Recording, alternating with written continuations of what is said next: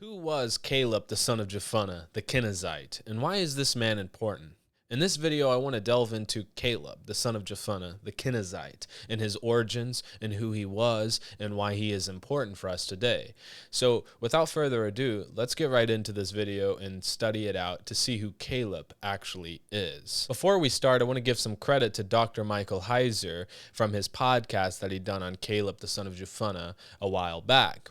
This helped me a lot, and it made me delve deeper into this, so I have several commentaries and sources to read from, especially from what he has done on his podcast, the Naked Bible Podcast. I will leave a link in the description to that podcast if you want a more scholarly, in-depth series on Caleb, the son of Jephunneh. So the first article I want to quote from is from Anchor Yale Bible Dictionary, an article on Caleb.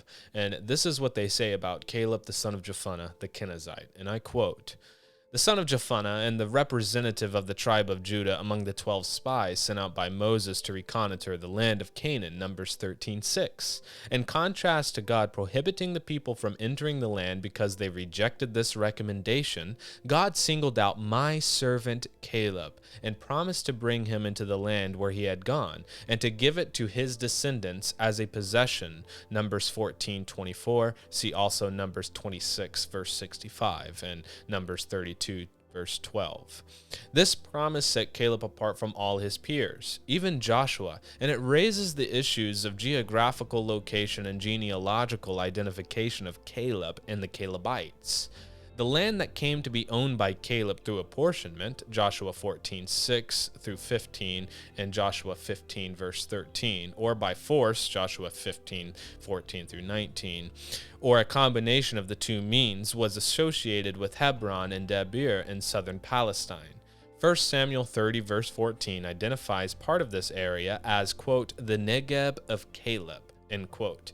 If we identify the cities and boundaries of the tribe of Judah, it becomes obvious that the land owned by or associated with Caleb is located within Judah's borders. Joshua 15, verse 1 through 12. So right at the outset, what we see is Caleb and his descendants, the Calebites, owned a portion of the tribe of Judah. And it wasn't given to the tribe of Judah as a whole, it was given to Caleb and his descendants. So let's get right back into the article and see what they say. Hebron is a key element in this association, in part because of its proximity to the other Judahite cities. But in light of the centrality of the Davidic dynasty in the biblical tradition, it was the first capital city of David that Hebron played an unquestionable and important role. Note that Nabal, the first husband of David's wife Abigail, was a Calebite who lived in this region, 1 Samuel 25:3. In 1 Chronicles, several genealogies contain the name Caleb, and these reflect inconsistencies of lineage and raise questions in light of other biblical information about individuals named Caleb. So this is where things begin to get complicated, because there are 3 Calebs in the Bible. So we have to understand which Caleb are we talking about to actually understand the whole issue, because it does get pretty complex in 1 Chronicles chapter 2 through 4, talking about the genealogy of Judah. There are several Calebs listed there, and we need to make sure we distinguish these properly and we understand who the chronicler is talking about. So the article goes on to say this. First, Caleb, the son of Jephunneh, is only explicitly mentioned in a genealogy of sons of Kenaz, or the Kenizzites, 1 Chronicles 4:13 through 15, which is set within a section concerning descendants of Perez. The daughter of this Caleb is named elsewhere as Achsah, Joshua 15:16 through 17, Judges 1:12 through 13. While an Achsah is listed as the daughter of Caleb, the son of Hezron, and a grandson of Perez, 1 Chronicles 2:49. Second, the Masoretic text never identifies the wife of Caleb, the son of Jephunneh. However, Caleb, the son of Hezron, has several wives and concubines, and his descendants are not easily placed in his genealogy, 1 Chronicles 2:18 through 24 and 42 through 55. One identifiable descendant, Bezalel, in 1 Chronicles 2:20, a great-grandson of Caleb the son of Hezron, was a contemporary of Moses, Exodus 31:2 and 35:30. and therefore cannot be the great-grandson of Caleb, the son of Jephunneh. So this, at the outset, we need to make a distinction between the two. Caleb, the son of Hezron, and Caleb, the son of Jephunneh, cannot be the same person, precisely because Caleb, the son of Hezron, has a great-grandson named Bezalel, and he is the tabernacle builder in Exodus who was given the spirit of artistry by Yahweh to design the tabernacle. And Bezalel is a contemporary with Moses. And by the way, guess who else is a contemporary with Moses? Caleb, the son of Jephunneh, the Kenizzite.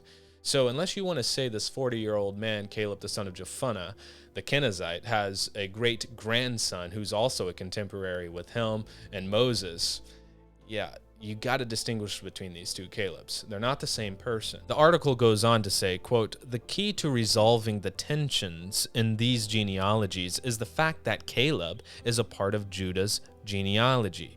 Caleb, the son of Jephunneh, is a Kenizzite who gained special status through his deeds in the wilderness wanderings and conquest stories. On the other hand, Caleb, the son of Hezron, plays a role only in the genealogies of Judah, and Bezalel is the tabernacle builder, seems to be the central character in his genealogy. The chronicler does not attempt to relate Caleb, the son of Jephunneh, to Caleb, the son of Hezron, because neither of them is central to his purpose of establishing a royal and cultic origin in the tribe of Judah." And he's quoting from Williamson here in this 1st and 2nd Chronicles New Century Bible commentary on page 52. Caleb the Kenizzite is important, rather, because of things he did and associations he had outside the chronicler's framework, although these were not unknown to the chronicler. Therefore, in addressing the question raised above, Caleb the Kenizzite, who appears in 1 Chronicles 4:15 within the lineage of Perez, is to be identified with the individual so well known from the tradition of the Calebites in southern Palestine. To ask whether his daughter Aksa is the same as the daughter of Caleb the son of Hezron in 1 Chronicles 2:49 misses the point of the genealogy there.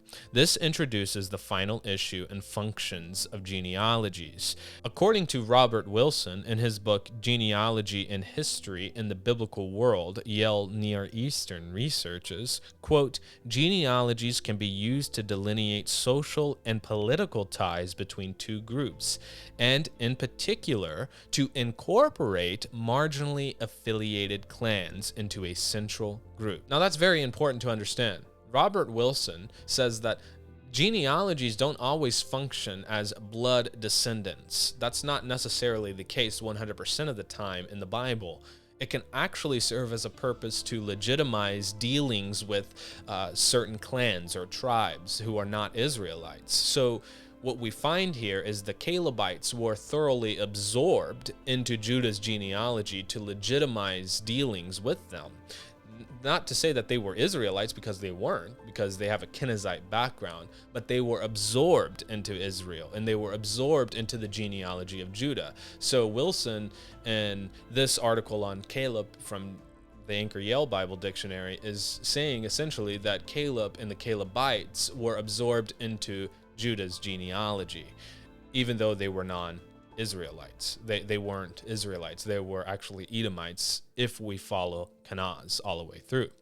So to go on from the article goes on to say the genealogy of Caleb is related in this way to the tribe of Judah and was assimilated into the Israelite tribal system, thereby not only the individuals and groups of peoples, but the places associated with them, part of the tribe of Judah. Thus, the genealogy provided a means for legitimizing social relations and for defining the geographical domain of the individuals and or groups concerned. This is important to catch. Listen closely. It would appear that Caleb, the son of Jephunneh, is the name of a Kenizzite, whose personal exploits became the tradition of the clan, which took his name as a patronym. This clan existed independently in southern Palestine, but through political, economic, and religious ties, it eventually became a part of Judah. Even within the larger Israelite tradition, the distinctive stories of the Calebites were retained into the post-exilic period, end quote. And that's where we'll end the quote for Anchor Yale Bible Dictionary, an article on Caleb. So you see, the best position here is Caleb is not an Israelite. He is absorbed into Israel's genealogy through Judah, and he actually owns lands that were intended for Judah. I want to quote here from another Anchor Yale Bible Dictionary, an article on Kenaz, because if you're going to talk about Kenizzites, we have to talk about Kenaz. And this is important because there are 3 Kenazes in the Bible. So this is an article, and his name is Kuntz, and the article talks about the 3 Kenazes. So he starts out with the first Kenaz mentioned. The first Kenaz, and he says, and I quote, the son of Eliphaz, the firstborn of Esau and Adah, in Genesis 36:11, 1 Chronicles 1:36. So you see, Esau and his wife had a firstborn named Eliphaz, and Eliphaz's son was Kenaz. And that's listed in Genesis 36:11 and 1 Chronicles 1:36. And this Kenaz, to continue with the article, quote, functioned as an Edomite clan chief, Genesis 36:15, verse 14, and 1 Chronicles 1:53. Though Kenaz of Genesis 36:11 is ordinarily understood to be the eponymous ancestor of the Kenizzites, their remote progenitor, Genesis 15:19, this connection is not buttressed by hard evidence. So some scholars, the article is saying, some scholars believe that this Kenaz, the son of Esau, or actually the firstborn son of Esau, Eliphaz's son, so this would be Esau's grandchild, Kenaz, some people think Kenaz is actually the originator of the Kenizzites. And he's saying, well, it could be or it couldn't. We don't really know. We don't have enough evidence. Anyways, the second use of Kenaz is used in the younger brother of Caleb, the father of Othniel, Joshua 15, verse 17, and Joshua 1:13. In 1 Chronicles 4:13, Kenaz is credited with the second son, Sariah. The second Kenaz mentioned in the Bible is actually Caleb's younger brother, Kenaz, and he had a child, Othniel. And if you remember in Judges, Othniel actually marries Achsah, Caleb, the son of Jephunneh, the Kenizzite's daughter. So Kenaz is Caleb's younger brother. So that's the second use of Kenaz in the Bible. The third use of Kenaz, the grandson of Caleb, through Elah, 1 Chronicles 4:15. So there is the third Kenaz, and it's a grandson of Caleb. So you can see they're retaining the name Kenaz as a family name. They're passing it down, it would appear. So the article goes on to say, the plural gentilic adjective, the Kenizzites, that's what he means by that, surfaces but once in the Old Testament, Genesis 15:19. Within a promise that Yahweh makes to Abraham in a theophany. Listed in second position, just after the Kenites, this is one of 10 peoples whose land Yahweh intends to deliver to Abraham's descendants. In the singular form, this gentilic adjective, Kenizzite, is thrice attested, Numbers 32:12, Joshua 14:6, and verse 14, and the phrase, Caleb, the son of Jephunneh, the Kenizzite. So all 3 places where the singular form, Kenizzite, is used, it's always mentioned or applied to Caleb, the son of Jephunneh, the Kenizzite. And there's only one place in the Old Testament where the plural use of Kenizzites is found, and that's in Genesis 15:19, when Yahweh appears to Abraham in a theophany and promises to give him the Kenizzites, the land of the Kenizzites. That's in Genesis 15:19. So listen carefully. The article goes on to say this, quote, this predication probably should be associated with the Kenizzites of Genesis 15:19. The Kenizzites were a non-Israelite ethnic group that presumably penetrated the Negev from the southeast. What little is known about them emerges mainly from a consideration of wider geopolitical context. Several biblical genealogies denote that the Kenizzites, Calebites, and Othnielites were closely related tribal groups, and that from their tent encampments along the foothills of southern Palestine, all 3 maintained intimate association with their eastern Edomite neighbors. Caleb and Othniel are both recognized for their genealogical linkage with Kenaz. In due course, the Kenizzites and other neighboring southern tribal groups became thoroughly absorbed by Judah. And that's going to be the end of the article on Kenaz from Anchor Yale Bible Dictionary. So the argument that these articles are making is that Caleb, the son of Jephunneh, the Kenizzites, were absorbed. They were absorbed into Israel and Judah, for that matter. Judah absorbed Caleb and his descendants, the Kenizzites or Calebites, into their genealogy. That's what happened. So it wasn't any ethnic, racial, biological descent that made him a part of Judah's genealogy. It was because of the faith that he had in the wilderness period, and God promised him this land, to him specifically and his descendants, not just to the tribe of Judah. It was only to Caleb and his descendants. And this is how Dr. Roddy Braun summarizes it in the Word Biblical Commentary on 1 Chronicles in page 57 through 62. He says, and I quote, "The descendants of Caleb, as well as the members of his immediate family, are placed among the descendants of Judah. Although the names and relationships of these individuals differ from place to place and frequently point to the Kenizzite backgrounds of the clan, place is found for inclusion within the line of Judah of elements even more foreign to Israel. Example given, Egypt," in verse 18.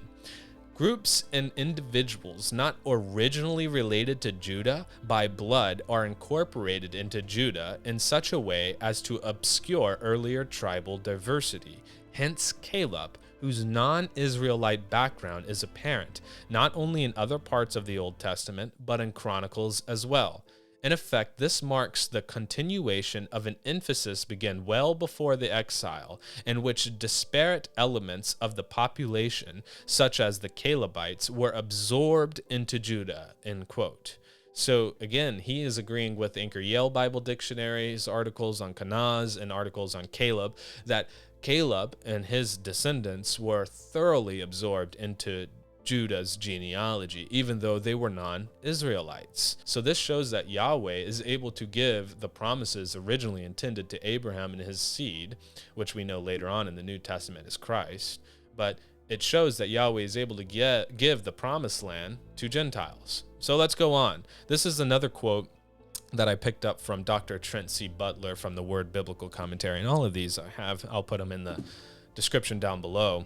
And this is a quotation from his commentary on Joshua on page 175. He says, and I quote, "The author took up an oral tradition with long history behind it and used it to show that the tribe of Judah, that tribe which endured the longest in the history of God's people, had received the first inheritance. Actually, it was not all the tribe of Judah, but only the man Caleb. This, too, fulfilled the promises of the book of Numbers. Thus it stood in God's plan. But it did more. It showed that God could give territory among his people to people with foreign connections. For Caleb was a Kenizzite, and thus related to the Edomites, the people so cursed by Israel at the time of her exile. It was not his family connections which brought forth blessing upon Caleb. Blessing came forth because Caleb totally followed Yahweh," end quote. So when we gather all of that information together, it would appear the best position to hold is that Caleb is a Kenizzite. He is a non-Israelite, and he was absorbed into Judah's genealogy because of his faith that he had in the wilderness.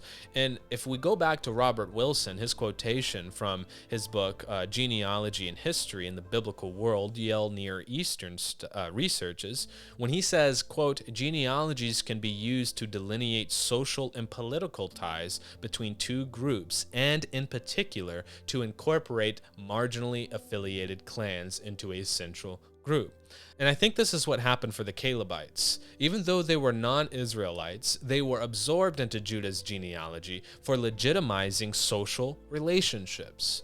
And it legitimized dealing with them and to understand the proper boundaries, because Yahweh specifically promised to Caleb, who is a non-Israelite, that he would have a portion of the promised land. And through all of that time, his descendants were absorbed into Israel. So here you have this perfect example of Hebrew or Israelite and Gentile, Goy, inheriting the promises of God by faith and faith alone. Again, Caleb is a Kenizzite, and he is a non-Israelite, and he is absorbed into Judah, and he's absorbed into the family of God, precisely because he had faith. And so too, for us today, when you have faith and you believe in Christ Jesus, who is the true Israel, you are absorbed into the family of God. That's the message, and that's truly what the Bible is teaching. All throughout, Genesis to Revelation, it's about being absorbed into the family of God through Christ Jesus, who is the true Israel, and it's only by faith and faith alone. So I hope you guys like this video, and if you do, please leave a like, comment, and subscribe. And if you have any disagreements or questions, I will do my best to answer them in the comments below. So until next time, God bless.